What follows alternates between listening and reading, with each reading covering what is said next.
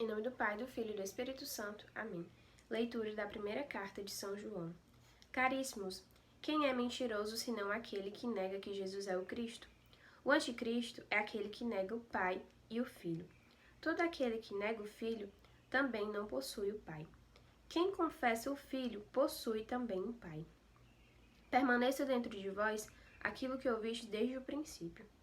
Se o que ouvistes desde o princípio permanecer em vós, permanecereis com o Filho e com o Pai.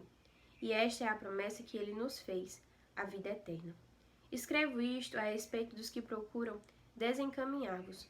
Quanto a vós mesmos, a unção que recebeste da parte de Jesus permanece convosco. E não tendes necessidade de que alguém vos ensine. A sua unção vos ensina tudo, e ela é verdadeira e não mentirosa.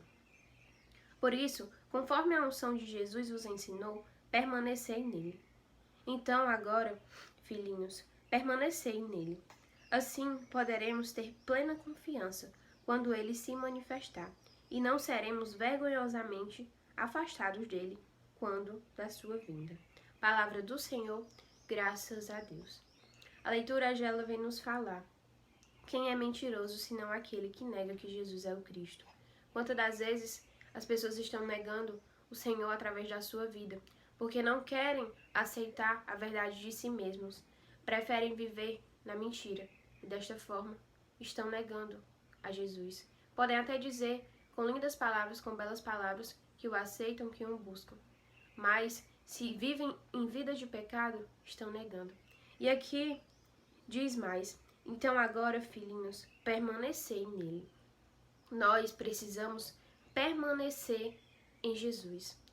Muitas das vezes existem pessoas que até vão para a igreja. Frei Gilson dizia que pessoas até mesmo que rezam, mas não estão permanecendo em Jesus. Estão afastados dele. Porque para se afastar não é difícil. Não é difícil se afastar. E ele dizia, por quê? Porque aquilo que mais nos afasta dele, do Senhor, é o pecado. Quantas das vezes as pessoas estão dizendo que estão buscando ao Senhor, mas estão em vida de pecado. Não querem mudar de vida. Dessa forma não estão permanecendo. E se nós também não permanecermos nele, se nós acharmos que nós não precisamos dele, se nós não recorremos à oração, se nós acharmos que sozinho nós damos conta, muito pelo contrário, nós não damos conta. Quantas das vezes existem pessoas que desistem da missão que o Senhor lhes confiou justamente por isso, porque não permanecem nele. E se a gente também não permanecer nele, nós não iremos dar fruto. Se a gente se afastar dele através dos nossos atos, nós iremos ser lançados fora e jogados no fogo. Isso está na palavra de Deus. E esse fogo é o fogo do inferno. Se nós não queremos buscar o Senhor aqui em vida, o que será de nós lá na frente? E aqui, olha aqui o que vem dizer a leitura. Assim poderemos ter plena confiança quando ele se manifestar e não seremos vergonhosamente afastados dele. Para a gente pecar, a gente não tem vergonha, mas quando a gente chegar lá, a gente terá vergonha, porque não existirá vergonha maior do que quando o Senhor ele disser, eu nem te conheço.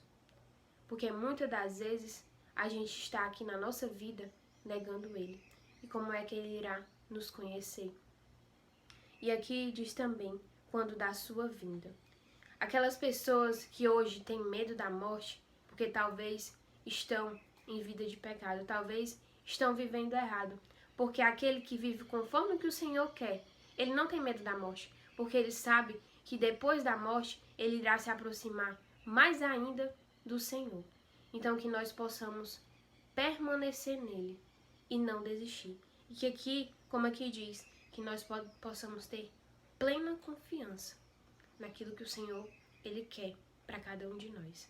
Amém? Em nome do Pai, do Filho e do Espírito Santo. Amém.